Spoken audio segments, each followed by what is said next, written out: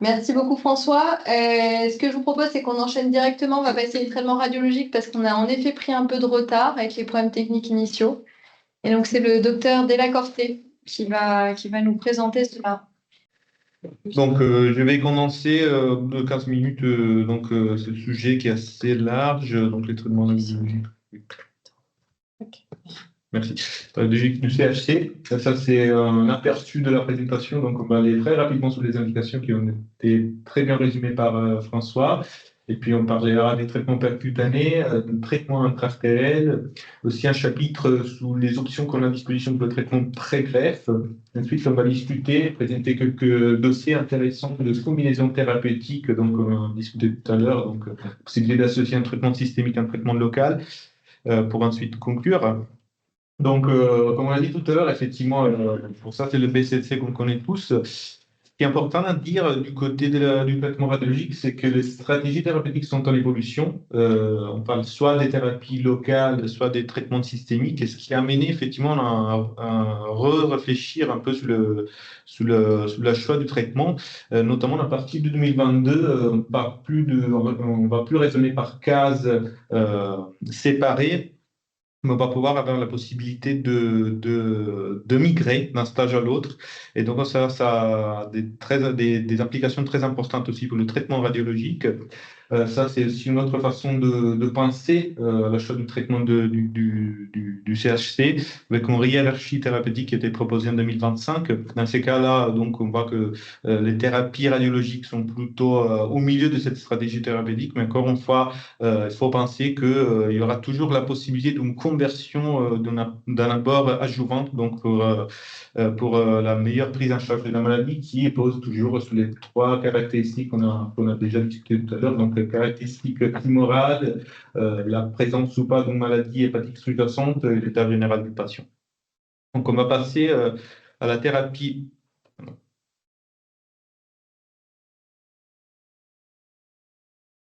percutanée.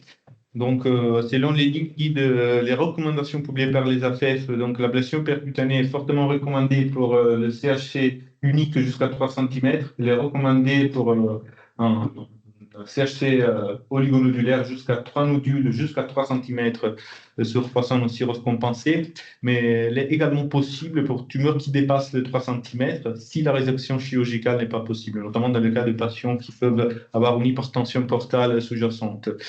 Le traitement par ablation percutanée est à visée curatif. On peut être face soit à un patient qui, a priori, n'est pas opérable, avec des fonctions hépatiques préservées.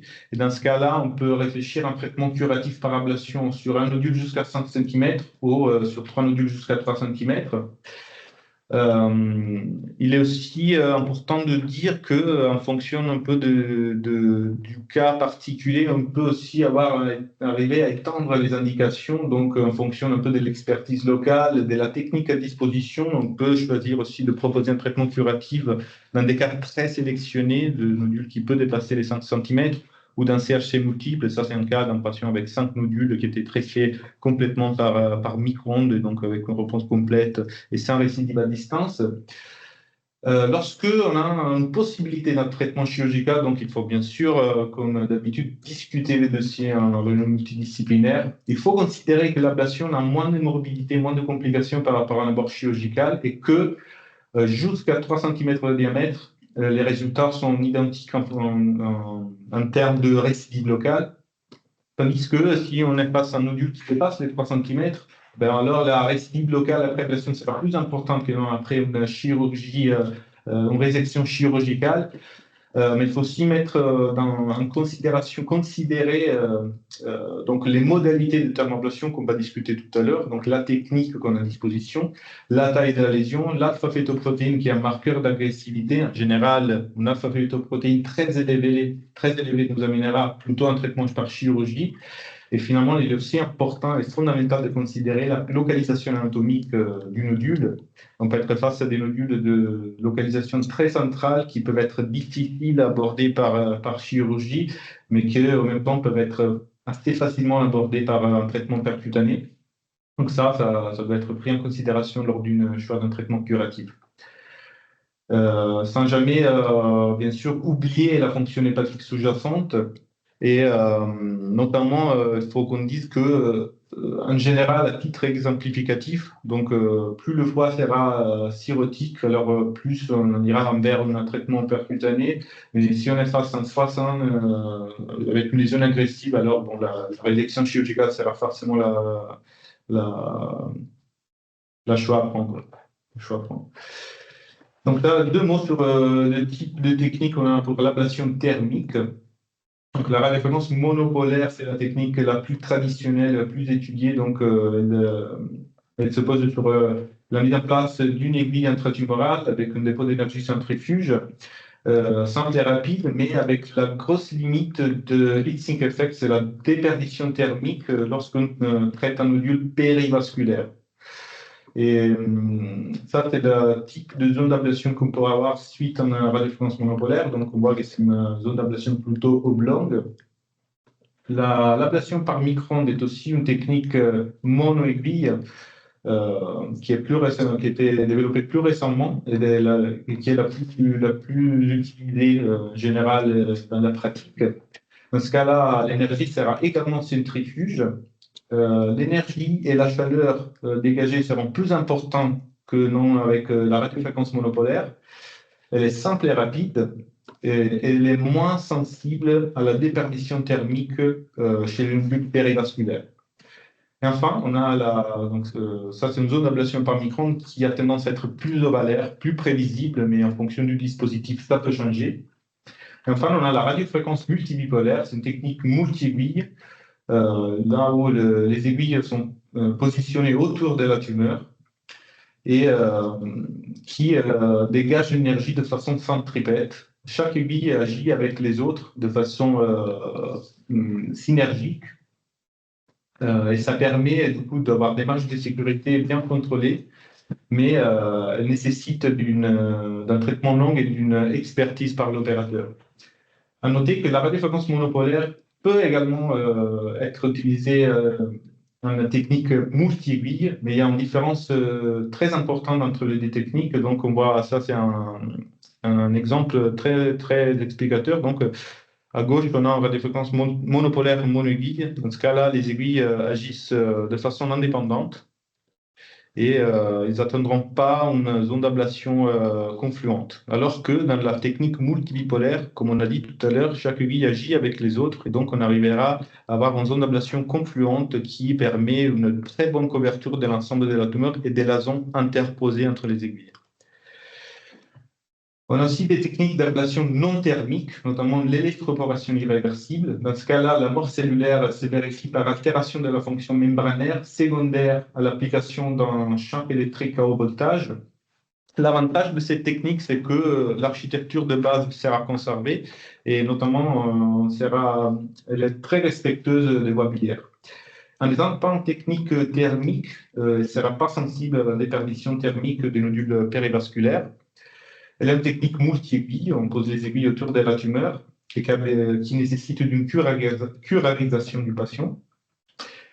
Ça, c'est un exemple donc d'un nodule péribiliaire centre-hépatique qui se localise en contact avec le canal biliaire gauche, qui n'est pas en bonne indication pour ablation thermique en vue du risque d'une plaie de la voie biliaire et du coup d'une dilatation avec possible cirrhose biliaire secondaire. Et on voit que le résultat à 24 heures et un mois, il est excellent avec un traitement complet sans complications. Donc les indications, comme on a dit, c'est les contre-indications de l'ablation thermique, mais aussi une fonction hépatique limite. La contre-indication, donc, notamment, c'est les troubles du rythme parce que ça ne permet pas aux aiguilles de dégager le voltage de façon coordonnée.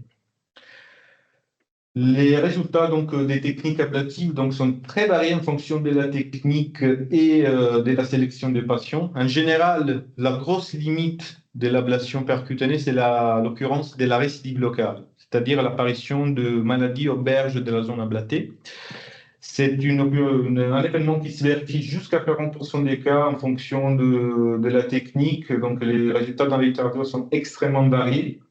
Mais les facteurs indépendants de prédiction de la récidive locale sont la taille et les marges d'ablation du nodule. De où l'importance de bien choisir la technique d'ablation.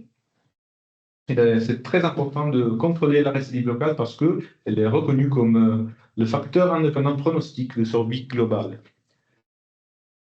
Ça, c'est un exemple de récidive locale. On voit se vérifie à la berge médiale du nodule en localisation périvasculaire à côté de la veine cave.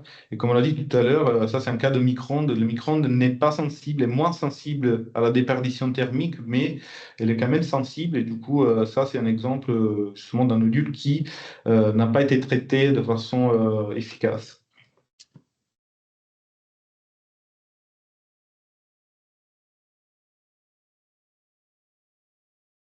Voilà. Donc, pour résumer, quelle technique utiliser en fonction de l'indication? Donc, ça, c'est un tableau qui est proposé par les recommandations de la FEF. En général, pour résumer, si on a un nodule qui dépasse les 3 cm, il faudra choisir une technique multibipolaire pour un bon contrôle des marges.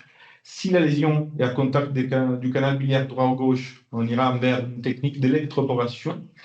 Alors que si la lésion est périvasculaire, on peut tout utiliser, mais il ne faut surtout pas choisir une technique de radiofréquence monopolaire. Donc, deux mots sur la radiothérapie stéréotaxique, qui est également un traitement à visée curatif, qui n'est pas vraiment mon domaine, mais je vais donc traiter dans le contexte des traitements curatifs locaux-régionaux. Donc, elle est une alternative selon les guides d'AFF curatives pour les patients inopérables ou non éligibles à la pression percutanée, comme François dit tout à l'heure, les patients qui ne peuvent pas être endormis. Elle est recommandée pour les patients avec une bonne fonction hépatique et privilégiée éventuellement pour des lésions qui dépassent les 3 cm en diamètre ou dans des zones à risque qui peuvent contre-indiquer des traitements percutanés. Il peut encore être utilisé un traitement de rattrapage devant un échec d'autres modalités. Elle a des bons résultats sur les lésions au-dessus de 3 cm. Elle est bien tolérée. Mais elle nécessite un plateau technique avancé, donc soit avec une IRM guidée, soit avec un scanner. Mais dans le cas d'un scanner, il faudra prévoir une pose de fiduciaire autour de la lésion par voie percutanée. Donc ça, c'est un exemple. Donc on a 2 nodules. On a posé 2 nodules autour des deux fiduciaires. C'est des grandeurs qu'on pose autour de la lésion qui permettent ensuite de bien planifier le traitement et d'attendre une bonne réponse. On passe au traitement interartériel. Donc, la chimioembolisation est recommandée pour le CHC de stage intermédiaire sans envahissement vasculaire. Il est contre-indiqué devant une dégradation de la fonction hépatique, une acide clinique, un AB-grade élevé, comme bien expliqué par François, devant le risque de décompensation hépatique ou de patients avec un performance status sous-optimal. La technique, donc c'est un traitement endovasculaire intra-artériel où on injecte une émotion de lipiodol et de doxorubicine. Il est important de dire qu'il faudra être plus sélectif possible parce qu'une sélectivité, donc un traitement distal et sélectif a été démontré, ça maximise la réponse tumorale et en même temps ça minimise la dégradation de la fonction hépatique. De où la nécessité d'un guidage CBCT. Donc, on peut s'aider d'un outil de guidage 3D qui nous permet de mieux identifier les filaires tumoraux et d'être le plus sélectif possible. C'est une technique qui peut se faire en plusieurs séances, mais il faut savoir quand s'arrêter. Les lignes guides de la FEF recommandent d'arrêter, donc de prévoir plusieurs séances de chimioembolisation lorsque on n'aura plus de réponse objective après de cure. On voit une apparition d'un nouveau CHC dans un territoire traité depuis moins de 3 mois, devant une invasion macrovasculaire ou métastase extra-hépatique ou devant une détérioration de la fonction hépatique. Ça, c'est un exemple de chimioembolisation d'un CHC bifocal.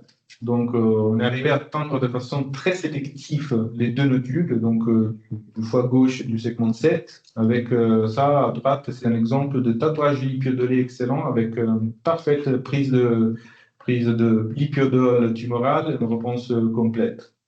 À noter donc l'apparition d'une lame d'acide. Donc, comme vous voyez, même si on est face à un traitement très sélectif, on a toujours le risque d'avoir un certain degré de dégradation de la fonction hépatique. Et du coup, l'aspect, on est devant la possibilité de discuter l'application en chimiophysician. Il faut quand même considérer qu'il ne s'agit pas d'un traitement curatif et qu'on a aussi d'autres options thérapeutiques, notamment si un stage intermédiaire aura également une composante infiltrante pour l'invasion veineuse qui peut être macrovasculaire ou définie par un élevé taux de alpha de protéines, il faudra plutôt envisager un traitement par radioembolisation ou par immunothérapie. Il ne faut surtout pas envisager un traitement par chimiopilisation pour ensuite switcher un traitement par radioembolisation ou immunothérapie. Et la raison, c'est que un traitement par chimioembolisation au préalable peut limiter le capital vasculaire et du coup la vascularisation de la tumeur, ce qui peut entraîner donc une diminution de l'efficacité d'une radioembolisation. En même temps, la taille des lésions et en extension de maladies bilobères sont aussi en limite à l'application de la chémoembolisation. En soi, les recommandations AFF ne contre-indiquent pas de façon absolue la chémoembolisation chez les patients avec une atteinte de maladie bilobère, mais il faut considérer qu'un traitement répété sur une charge de maladie plus élevée entraîne une dégradation plus importante de la fonction hépatique, ce qui est vrai dans la phase aiguë, mais aussi dans la phase chronique. Donc, une fonction hépatique qui ne reviendra jamais à la normalité. Et du coup, ça, c'est une implication très importante parce qu'on a le risque d'empêcher l'accès à une thérapie systémique. Comme on l'a vu tout à l'heure, donc une élévation du score ALBI peut empêcher l'accès à une thérapie systémique. Et ça, c'est effectivement quelque chose qui est vraiment pas souhaité. Et en vue des très bons résultats de la thérapie systémique, très bien expliqué par François, et des limites qu'on vient d'exposer, est-ce qu'il reste une place pour la chimioembolisation? La réponse est que oui, il reste une place, notamment dans des cas d'attente de greffe hépatique, là où l'application de thérapie systémique n'est pas encore consolidée devant le risque de complications vasculaires et du risque de rejet. Et également, on peut avoir un intérêt à appliquer la chimioembolisation en combinaison avec traitement systémique ou avec d'autres thérapies loco-régionales.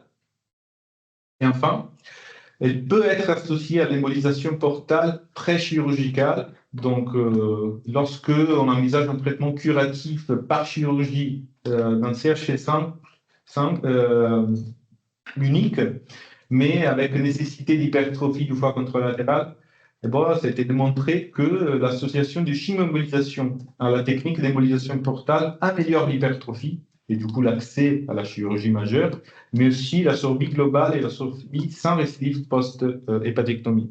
En fait, ça, c'est une des indications qui reste consolidée, qui, dans notre centre, est assez prédominante. On passe à la radioembolisation. Donc, selon les lignes d'AFF, elle est indiquée pour les CHC early stage non résécable ou non implantable, CHC avec une thrombose portale non tronculaire ou une CHC donc jusqu'à 8 cm avec une visée curative dans le cas d'une segmentectomie radique. Elle peut également être utilisée comme un traitement d'induction avant résection ou en temps de transplantation chez des patients avec un projet curatif. La radiothérapie sélective interne, la radioembolisation, se compose de deux étapes de traitement. Donc, dans la première étape, on injectera des macroagrégats d'albumine marqués pour évaluer la cartographie tumorale, la distribution du médicament, mais également pour identifier et dépister la présence de chantes digestifs ou pulmonaires qui peuvent contre-indiquer le traitement. Deuxièmement, du coup, une fois que la stratégie est validée, on passera au traitement donc, par injection de microbilles marqués à l'yttrium. Ça demande bien sûr une coordination très importante entre les différentes parties en cause. Il est important de dire qu'au début, les premiers trials qui ont évalué l'efficacité de la radioembolisation n'ont pas montré d'effet sur la survie globale, mais c'est parce que chez ces trials, on a envisagé une dose à la tumeur qui dépassait les 100 degrés. Et l'étude d'Osisphère a par contre montré que si on envisage un traitement par dosimétrie personnalisée, avec un objectif de dose à la tumeur qui dépasse les 200 degrés, eh bien, il y aura une très forte amélioration de la réponse des maladies et de la survie globale, avec des résultats qui dépassent largement ceux observés dans les premiers trials. Ça, c'est un exemple de traitement d'un énorme nodule du lobe gauche qui n'était pas candidat à la chirurgie. On a envisagé une lobectomie radique avec une dose à la tumeur de 336 gray, avec une réponse complète en 9 mois. Par contre, ça, c'est un exemple où un CHC avec thrombus tumoral n'a pas montré une fixation du thrombus tumoral lors du workup, et du coup, ça a contre-indiqué un traitement, la deuxième étape de traitement. Ça, c'est un exemple encore de CHC infiltratif du lobe gauche, avec également des nodules du segment 3 qu'on a traité par la démobilisation avec une excellente fixation de l'ensemble de la tumeur et avec une très bonne réponse à 3 mois, une réponse complète à 3 mois. La FEF recommande quand même de réaliser une majeure coupe de contrôle pas avant les 3 mois, parce que l'efficacité de la radiomobilisation n'est pas une efficacité immédiate. L'effet, ce n'est pas ischémien, mais c'est un effet de radiothérapie. Du coup, l'efficacité sera plus prolongée. On passe au traitement avant greffe hépatique. Donc, pour le traitement d'attente, si on est dans des critères avec une durée d'attente prolongée, il y a une indication soit d'immobilisation, soit d'ablation pour contrôler la maladie. Et à l'étude sur le registre américain des patients dans les critères de transplantation n'a pas montré différence entre les deux techniques.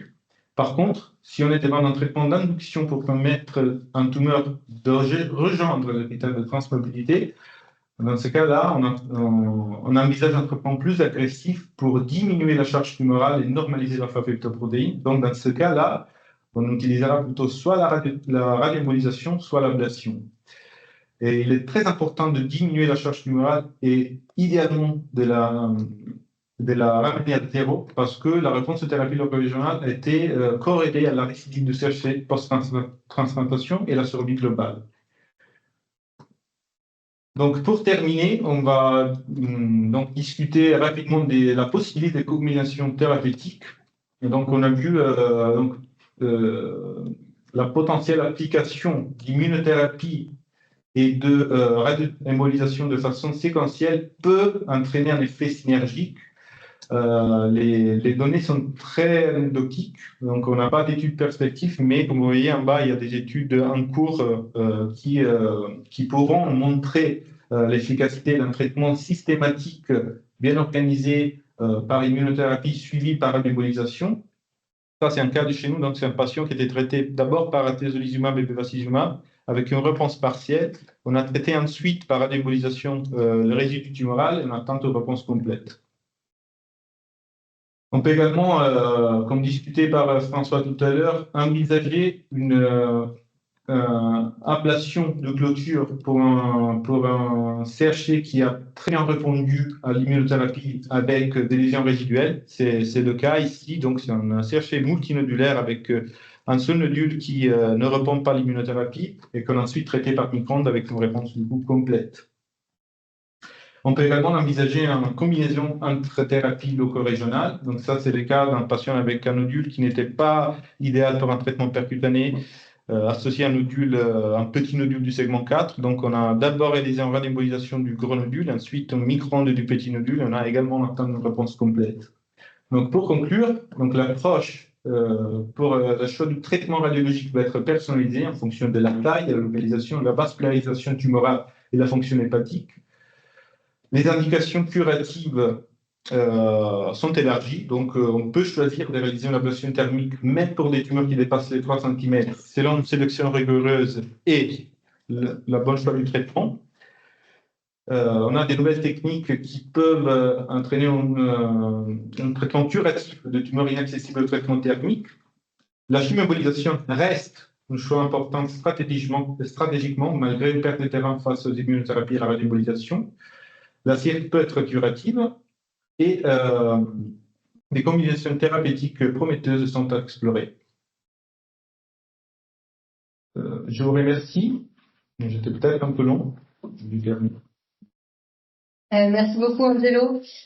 C'était hyper intéressant, en tout cas, d'un point de vue des hépatologues. Et ce que je vous propose, c'est vrai qu'on est un petit peu en retard. Vous êtes tous très bavards ce soir. On va enchaîner directement avec Teresa. Bonsoir à tous. Donc, on va parler des indications de la transplantation hépatique, de la prise en charge du CHC. Merci pour cette invitation. Je vais essayer d'être brève et concise, même si le sujet est un peu compliqué.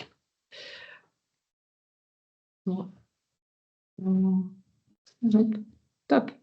Donc, du coup, si on parle de greffe de CHC et greffe, on va regarder effectivement un peu les chiffres d'activité. Vous voyez que tous les ans, il y a autour de 1100 ou 1700 nouveaux patients qui sont inscrits. C'est la ligne rose. Vous voyez, la ligne bleue, c'est le nombre de greffes qui sont réalisées par an. Donc, en 2023, on a inscrit 1791 patients et on en a greffé 1342.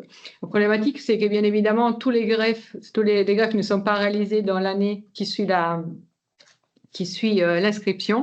Et donc, il y a un nombre de patients qui restent sur liste d'attente à partir du 1er janvier, qui se rajoute donc au nombre de nouveaux inscrits. Et il y a également donc une mortalité sur liste. On verra qui décède dans cette classe.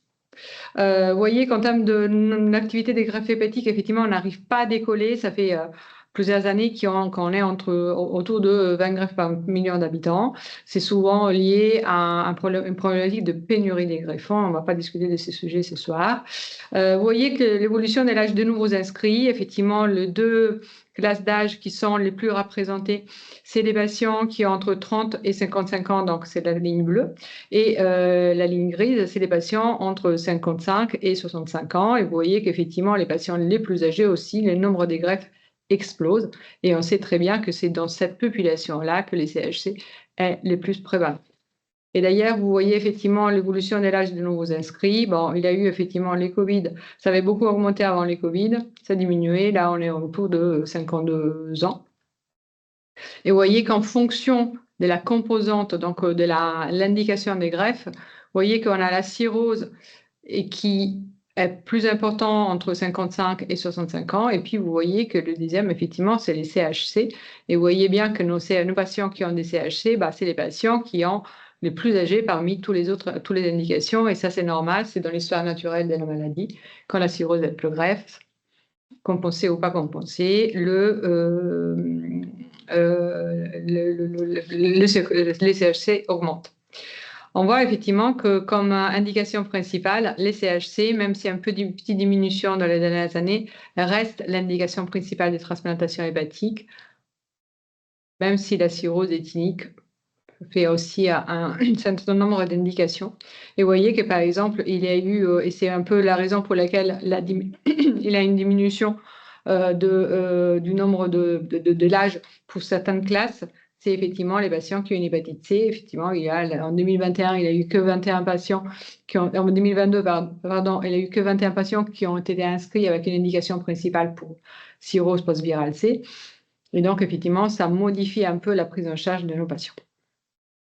Là, je vous disais, effectivement, cette diapositive de l'Agence de la biomédecine vous montre que 27% des patients sont inscrits avec une indication principale de CHC, mais il faut savoir que quand on parle d'une indication principale, effectivement, cette diapositive qui est très complète, qui vous donne donc un peu les indications des greffes, elle est aussi un peu partielle parce qu'elle parle que de la maladie, c'est de l'indication initiale. Donc, la raison pour laquelle les patients sont amenés à la transplantation hépatique.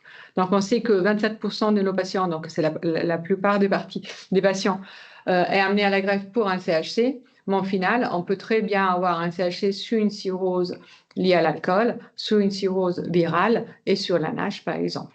Donc, effectivement, ce taux de 27%, en réalité, il y a 40% des patients qui sont greffés avec un CHC en France.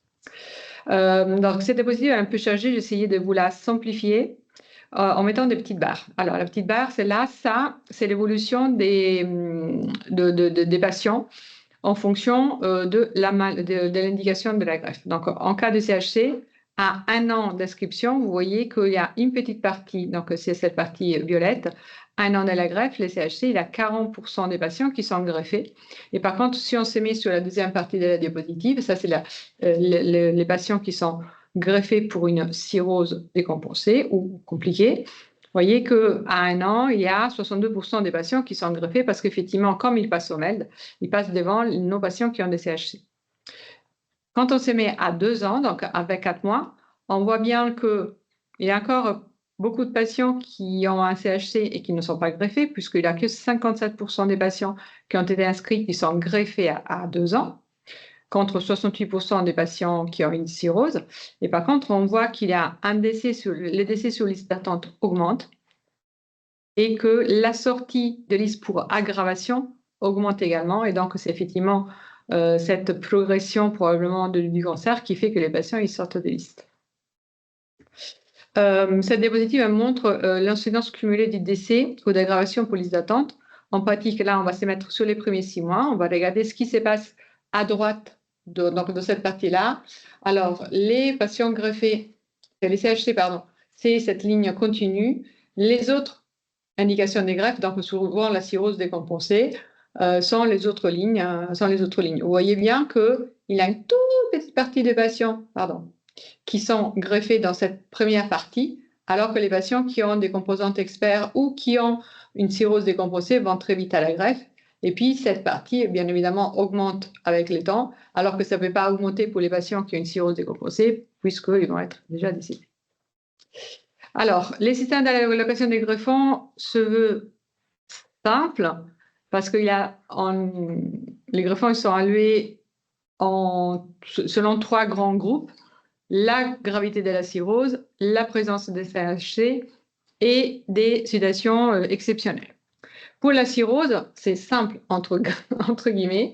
Alors, ça semble compliqué, mais non, en réalité, c'est très simple. On positionne les patients entre 0 et 1000 points, là en haut, désolé, en fonction du score de MELD. Je vous rappelle le score de MELD. C'est très important dans les ordonnances, toujours demander l'INR quand on fait un bilan, puisque sinon on ne peut pas les calculer. Et nous, on est obligé tous les 3 mois de mettre à jour les scores de MELD pour les patients sur liste. Et si on ne les fait pas, les patients ils perdent tous ces points. Donc du coup, il sera défavorisé. Donc on calcule le score de MELD et en fonction de la gravité du patient, si le patient il a un score de MELD à 40, il va avoir 1000 points.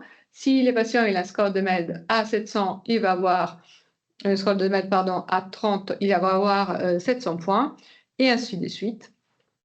Et ces patients, et cette priorisation permet donc, comme on a vu tout à l'heure, qu'un patient qui a un score de MELD élevé est greffé très vite. Certes, les résultats ils sont différents.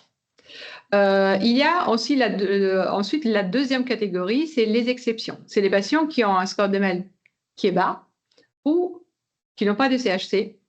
Et donc, la plupart des patients bénéficient des composantes experts à 650 points. C'est la CIT et l'encéphalopathie hépatique. 650 points correspond à une attente d'un patient qui a un CHC avec un MELD bas à 17 mois d'attente. Donc, du moment quand on a la priorisation à 650 points, en effet, un patient qui a un CHC a 650 points au bout de 17 mois. Alors que pour les composantes acides réfractaires, par exemple, dans certaines conditions, on peut avoir les 650 points à 3 mois. Et puis, il y a plein d'exceptions. Bon, ça, il faut les connaître pour les demander, mais c'est des maladies hépatiques, des complications hématolytiques, de la maladie hépatique beaucoup plus rares ou des cancers encore plus rares. Pour les CHC, alors j'espère que pour la cirrhose, c'est simple. Pour la cirrhose, l'allocation des greffons est en fonction de la gravité. Pour les CHC, c'est en fonction du temps. Alors, cette ligne, elle est très indigeste. Nous sommes tous d'accord. Ça fait mal à la tête. Et au staff, on en discute beaucoup. Et vous voyez qu'effectivement, pendant 12 mois, un patient qui a un score de MELD bas, il n'y a rien qui se passe. Effectivement, on va regarder plutôt ce tableau-là. Un patient qui a un score de MELD à 6, après 6 mois d'attente, il a 60 points. Après 1 an d'attente, il a 12 points. C'est 300 points. Après 18 mois d'attente, il a 560 points. Et donc, effectivement, pour les CHC, ça explique pourquoi il a un retard, en tout cas, une diminution de la survie au bout de 2 ans, puisque effectivement, les patients, ils plafonnent avec des scores de MELD avec des points qui sont assez bas. Et par contre, quand un patient il a une insuffisance hépatique, donc un score de MELD élevé et un CHC, il progresse plus vite sur la liste. Parce qu'effectivement, le fait d'avoir une cirrhose décompensée lui donne aussi des points. Parce qu'on considère qu'il est plus difficile. Qui on peut greffer pour CHC? Il a 3 critères à respecter. Les premiers, c'est avoir un score alpha-feto inférieur ou égal à 2, et on va revenir. Le deuxième, c'est avoir un CHC qui soit supérieur à 2 cm, égal 20 mm, puisque nous, on doit rentrer sur l'Agence de la biomédecine la taille des tumeurs en millimètres, et bien évidemment, pas avoir des métastases ou d'invasion vasculaire. Les scores d'alpha-feto, on le calcule en fonction de ces 3 paramètres: le diamètre du CHC, les nombres de nodules et les chiffres d'alpha-fétoprotéines. Donc, on fait la somme. C'est un patient qui a un nodule qui fait 4 cm, un seul nodule, donc ça fait 1 point. Le nombre de nodules, c'est 1, donc c'est 0. L'alpha-fétoprotéine, elle est 0. Donc, les patients, il a un score à 1. Il est éligible à pouvoir avoir des points concernant les CHC. En revanche, si les patients, il a un nodule, il a plusieurs nodules, mais qui sont entre 3 et 6 mm avec un score alpha-fétoprotéine entre 100 et 1000, là, il n'aura pas des points d'alpha-fétoprotéine, du score alpha-féto. Ça veut dire qu'on pratique. Nous, on peut inscrire les patients sur liste, mais il ne va jamais avoir des points. Donc, si on pense que c'est vraiment un bon candidat à la transplantation hépatique, il va falloir qu'on trouve une autre stratégie.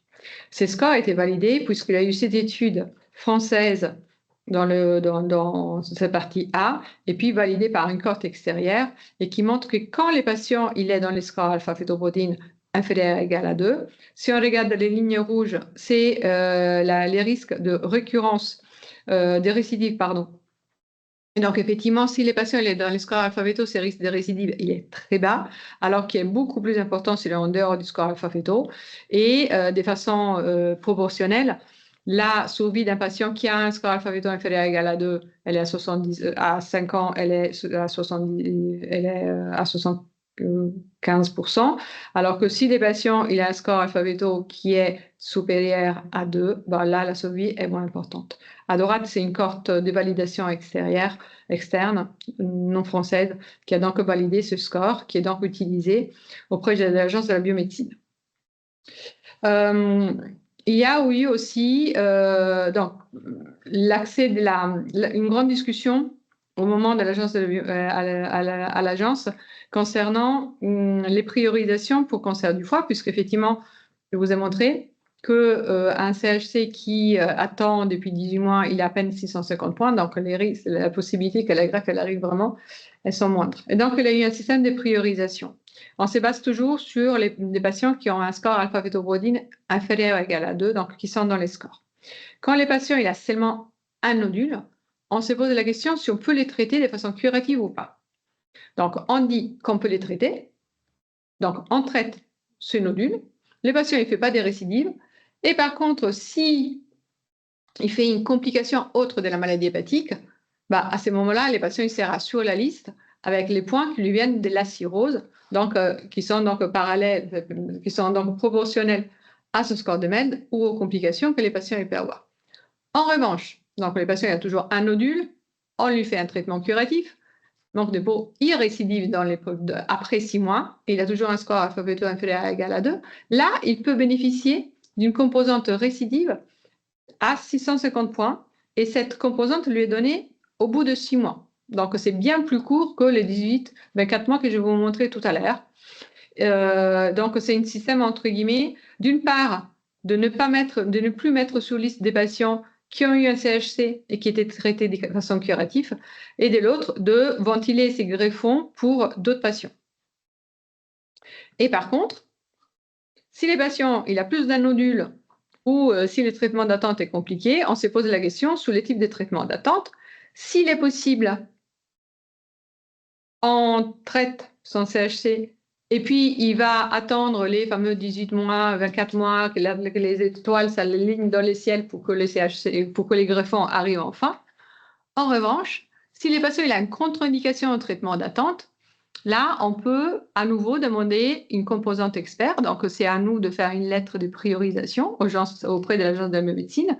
Et à partir du moment où on aura fait la lettre de priorisation, les patients, il y aura ces fameux 650 points qui les classent assez bien sur la liste.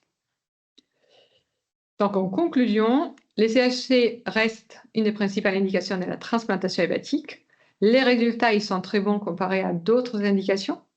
Les temps de greffe dépendent du temps passé sur la liste depuis l'inscription. C'est pour cette raison que c'est important que nous, on voit les patients pour pouvoir les inscrire avant un traitement curatif. Parce que je ne vous l'ai pas dit, mais quand les patients, tout ça est valable si le CHC il est actif au moment de l'inscription. Donc, il faut que les patients soient inscrits avant qu'il y ait un traitement curatif de sang ou de CHC. Les traitements d'un CHC multifocal supérieur à égal à 2 nodules avant l'inscription impactent négativement l'accès des patients à la greffe hépatique. Ça veut dire qu'en principe, si vous réalisez un traitement pour un patient qui a un CHC binodulaire avant que nous l'inscrivons, les patients ne pourront pas bénéficier des points de la récidive, puisque c'est 2 nodules, alors que dans la règle, c'est un nodule. Et puis, effectivement, les temps passés jusqu'à ce que nous, on le voit en cas de récidive, par exemple, c'est du temps perdu parce que ce temps, il ne va pas être récupéré.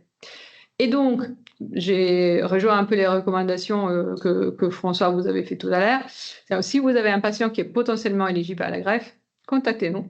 Et puis, on va discuter du timing et du type de la prise en charge par rapport à l'inscription et par rapport au traitement du CHC. Je vous remercie de votre attention.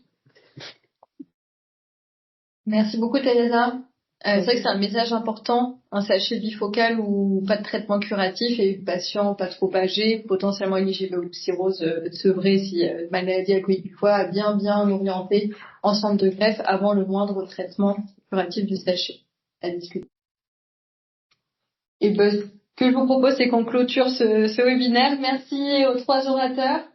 Et vous aurez donc en replay prochainement sur le site web de l'IHU si vous voulez, parce que vous avez raté des informations ce soir.